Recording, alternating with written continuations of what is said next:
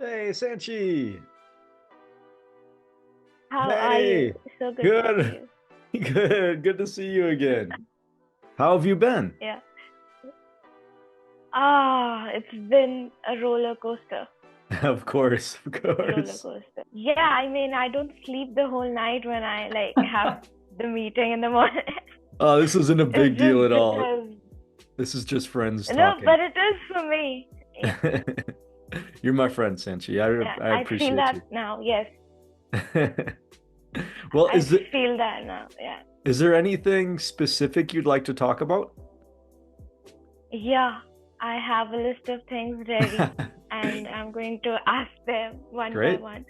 But yeah, but before we start that, I just have this uh, thing that happens to me a lot, like this anxiousness and this uh, I don't know, just a weird energy that is like here all the time. Yeah, so there's a couple ways to go about this, and it's different for everybody.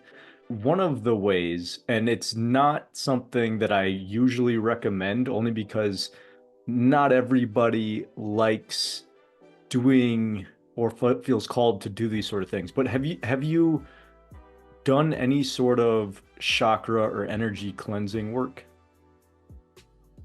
I used to do it, but I don't do it anymore. I actually Like, yeah. thought about making my own chakra cleansing video only because there's a lot of strangeness and indirectness and people making videos that don't really know what they're doing. So I thought about making my own just because I like Yep. making things, as you know, very direct and very Yes. applicable and just immediate, something that you can do immediately. And so I think I'm going to do that. I think I'll make one this weekend and I'll do it with Yes. you in mind specifically. And these sort of energy cleansing tools and techniques work great on body consciousness. You know, oftentimes I'm Mm. pointing to the knower of body consciousness, which is the doorway to awakening. Which, if you want to go that route, that tends to solve all your problems as well. But it can take a lot of sitting to get there.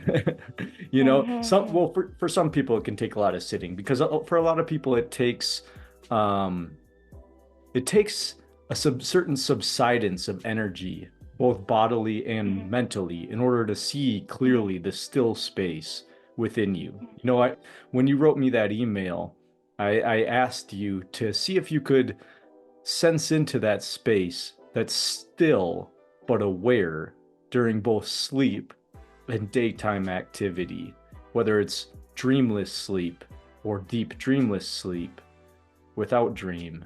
And during daily activity, there's a still space within you, like a space that does not move, a changeless space. And I'm curious, were you able to sense into that? Does that either make sense or have you found yourself there at It all? it it makes a lot of sense to me because uh only recently, before that email and that particular video that you put out about time and space and the dreamless state, very recently, for after I don't know how many years, I slept in a dreamless state or Mm. a deep sleep state. And when I came out of that, I these thoughts started to come. Where did I go? Like, where did I go? Mm. You know, and that was the question that was coming up. Like, there was no thing there. Like, there was nothing in that Exactly. particular part. And then your video came up. You asked a Can I step stop you further. right You there really quick? And so you know that there was nothing there, and yet you know that. How do you know that? exactly. That's what you said in the video, and that just got me like, you know, So there was a that's knower there still. There was no I, there was no me, there was no Sanchi, yeah, and yeah, yet there was a knowing essence that was there. yeah, Otherwise, you wouldn't know that you didn't have any dreams. yeah. And that's what, yeah. And when you said that, I just got that hit of like stillness in that moment when I heard that from you, because the question was, where did I go? Like, there was no I there, there was no me there. There was just, I don't know how to describe it. It was plainness. Then you asked, how do you know that? And then, and that's what you just said too. Like, there must be some awareness for sure. I'm not going to, pretend to know that awareness, but it only makes sense that there was definitely an awareness, that because of which I know that I was in a dreamless state, because there was nothing. Precisely. Yeah. And we don't have to be so humble about this. That is the enlightened state. That is the state, that is the changeless state that exists right now as we're having this conversation. That state is here right now. And that state, if you just dissolve into that, there's just joy there. There's just sweetness there. There's a compassion and a love for life, for aliveness there. This is the enlightened state. You visit there in all of your dreamless sleep. You are there. You are, for that time period, you are an enlightened being. And we don't need to be humble about this. Really, the reason I made this channel is because I want to make this as accessible as possible. So many times, and I did this myself before the final dissolution, we think of enlightenment as this lofty ideal, this almost unattainable spiritual phenomenon, this highest and grandest thing reserved only for gods and gurus, you know what I mean? And it's Yeah. not that. It is the most natural state of being. And we return to it during our deep dreamless sleep, as you did. And it's just about recognizing the essence of that in our wake state that leads to an awakening or a liberation. Liberation, I just use that term as a stabilization within this space. And I call it liberation because literally everything else falls away, including the anxiety that you mentioned. And so I mentioned these two pathways. One is energy cleansing. And so if you feel called to that, I'll make the chakra Yes. energy cleansing video, and you can see if you like it or not. Either way, Oh it's no, fine. I'm definitely going to like it, because the one that you had put sort of a yoga nidra sort of a thing, where it was body scanning, the last meditation video, it worked really, really well. And Good. I want to do it every day, the same meditation video. But the mind, I don't know, it just comes in. Not able to do it. I stop myself for some or the other reason. I don't know. Yeah, that's what the mind wants to That. do because it's full of distractions. It's constantly going to come up with things. And in fact, oftentimes the closer you get to this reality, just the baseline reality, enlightened reality, the mind will continue to come up with sharper and sharper jabs. It'll give you sweeter and sweeter candies too. And you have to reject both. You have to be able to be like, okay, this mind is bringing me trauma and anxiety at one point, and the mind is giving me relief and happiness and blissful states in another moment. And if for as long as we're grabbing and grasping to the happy moments that the mind gives, we're gonna have to accept the anxiety and the turmoil that the mind gives, because you're existing on a plane, on a phenomenal plane. You're putting your identity, staking your identity in that phenomenal plane. And as long as you do, you're going to deal with the ups and downs, the happiness and traumas and anxieties and gleeful moments. They all come. It's a roller coaster ride, as you said. And that'll always be the case until you stabilize in this space of the changeless reality, your fundamental nature. And so you can do the energy cleansing, which I'll offer, and you can just notice the noticer. Notice the one that is there during your deep dreamless sleep, and try to sense into what that essence is here and now in your wake state. And that is as close as you are right now. You're as close as ever to stepping through that doorway, and that is awakening. And then all these turmoils drop away. A lot of times they'll still come up. You have to reaffirm and reestablish yourself in this, as this essence, regularly. That's just what life is, you know. So Yeah. maybe there will be a time where you're completely free from it. But even for me now, these mind things continue to come in. It's just right now, for the past several years, they're just seen. They're just noticed. There's no energetic investment that I put into any sort of note that the mind delivers me. I'll watch it. It'll come up. Events and terrible things and great things will come up in my life, but there's just no energetic investment that I put into them. It's just all playing about. And so when you get to this space, it just really doesn't matter what happens in phenomenal reality anymore. You're no longer in love with the phenomenality of it. You're in love with life itself, the aliveness itself, not the objects and events of life, but life itself, the aliveness, the alive essence. I want to continue on that. I'll just put the charger. Yes, feel free to ask all of your questions. I want to get to everything that you want to get to. Yes. Now you just said that mind comes up for you as well, like thoughts come to your mind as well. It's not a thoughtless state that means that you're in.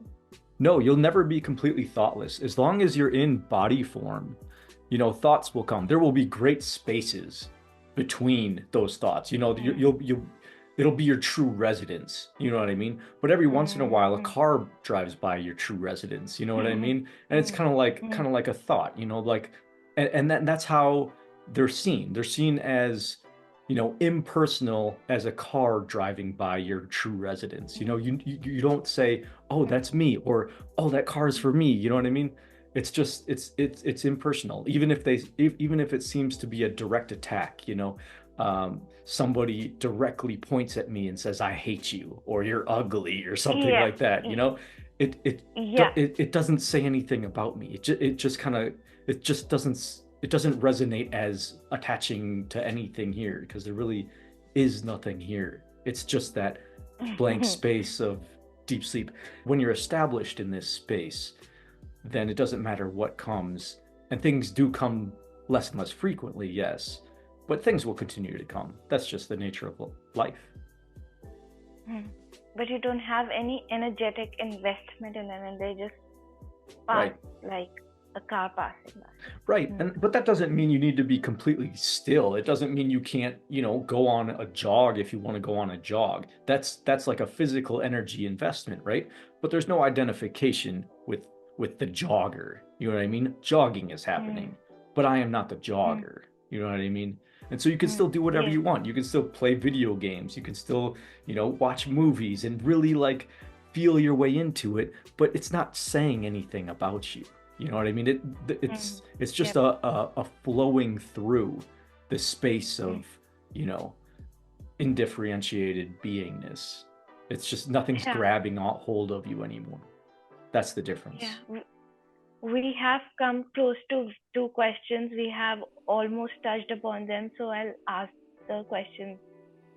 So basically, you said watching a movie and, doing whatever you're doing and feeling into them and, being there and enjoying that thing, but not being invested into it. So I wanted to ask, we do have views on politics and things like that. So they are there, they just seem like this is fair, this is not fair, and this is good, this is not good. We have those viewpoints. So there's something the mind tells me you do not need to have any of those, because those are all ideas and thoughts and concepts. You just drop all of it. And there's one side of me saying that, and then if I don't know this, then who do I vote to? And it is part of the society, me being part of the physical world that we live in, and votes matter to who we bring into power, sort of a thing. And then the collective changes occur. I don't know. So there's that point of view as well. And then when I'm like watching a movie and then I'm enjoying it, but then there are violent scenes that I don't want to see, and they kind of, there's even like a movie can be a roller coaster where there are so many feelings occurring in a 2 hour, I don't know, audio visual. So do I not watch it? Do I watch it? Do I allow myself to feel all those things? And like, why would I put myself through it? So I watch only the happy stuff. So there's so many things I don't watch also. And then I become a weird one out, like who doesn't watch anything, who's scared to watch things. That's hilarious. I know exactly what you mean, and I went through a similar phase in the development of this consciousness, and so you can be fully involved as you want to be. You said, you mentioned politics. I'm still going to vote. I still have an opinion on politics. I still want the best, as you know, this body mind feels the best for all of humanity, and so I'll vote that way. And yeah, so all of those are good things. There's just no attachment to outcome. You do your best, you do whatever you feel is right, but there's no attachment to outcome. You know, I can go on a full on political rally and for humanitarianism, for example, or for environmentalism. And I can be fully invested in that. But no matter what happens, it'll just be what happens, and you know, so I can have full involvement in whatever, but it just doesn't say anything about me. You know what I mean? There's no stickiness there, and so it's really just about the release of attachment to the outcome that I think is the main sticking point and the main thing to take away from this is just do whatever you think and feel is right. Do whatever you want to do, and just have no attachment to outcome. Do your best, but let the chips fall where they may.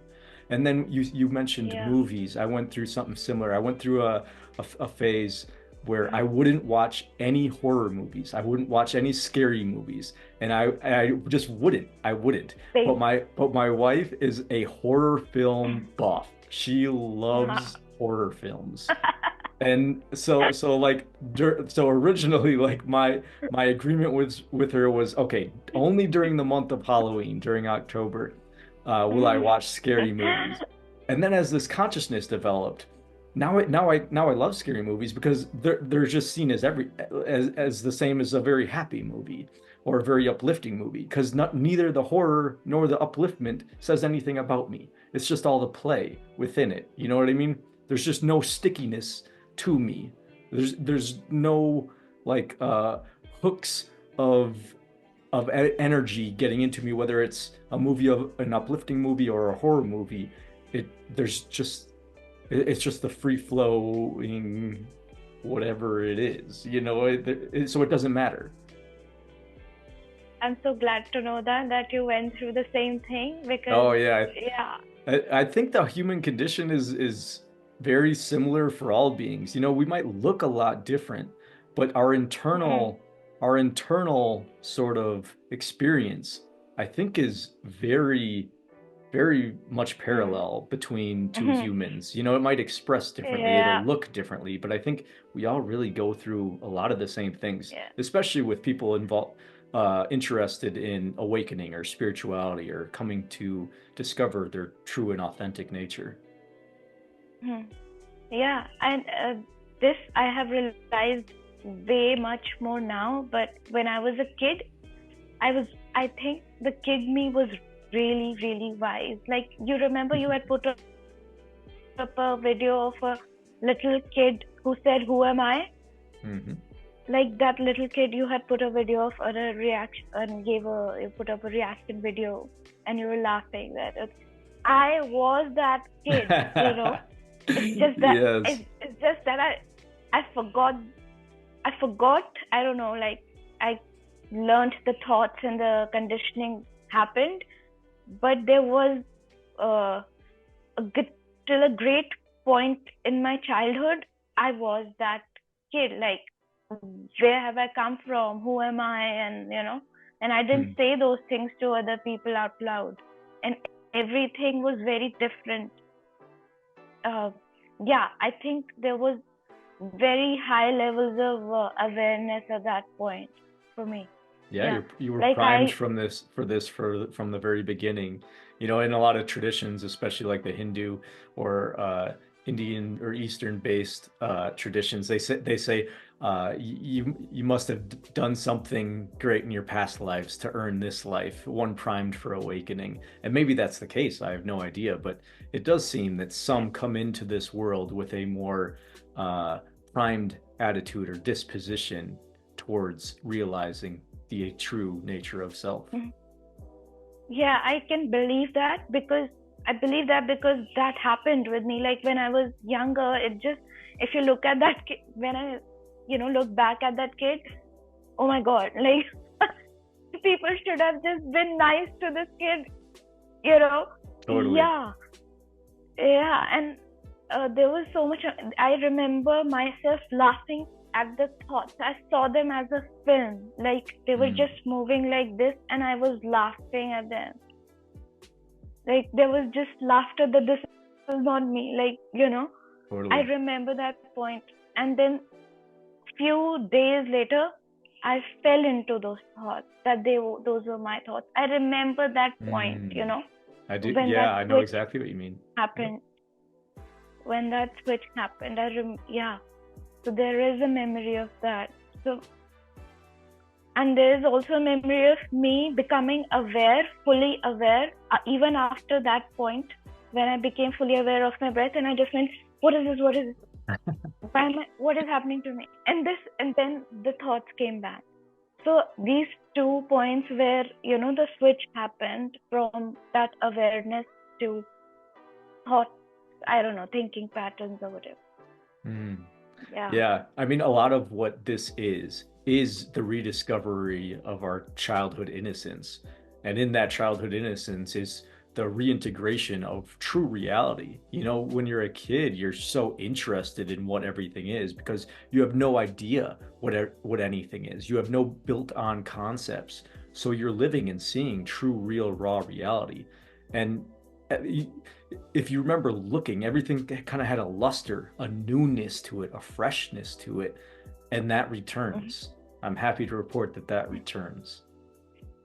I got so the first time I read Eckhart Tolle's book, that was the first time I realized that this was me as a kid. Like, just looking at the flower, and I used to just keep looking at the flower, and then I used to get scared that somebody's going to like see me looking at a flower and they'll think I'm stupid. So I used to, move around and go around to a different place in my school to watch something else, like ants walking and things like that. So yeah, it was different, very different. Anyway, I think we were very similar kids. Yeah? Oh yeah, I did the same thing, totally. Wow. And then, okay, so now I want to discuss, tell you about something and discuss, I don't know if it might sound crazy. I don't think anything would sound crazy to you, but maybe. Yeah, don't worry about it at all. Let it all out. Okay. You can always let me know, and I can cut anything out of these recordings you want me to. Okay. Probably these 2 parts. Second part I'll tell you. Second part I'll tell you later. First one is this one, which can be cut out, which should, I don't know. So there was one point when I felt much earlier in my life that I used to keep looking at this is really crazy, I don't know. But hey, just keep looking. Air it out. I want to hear it.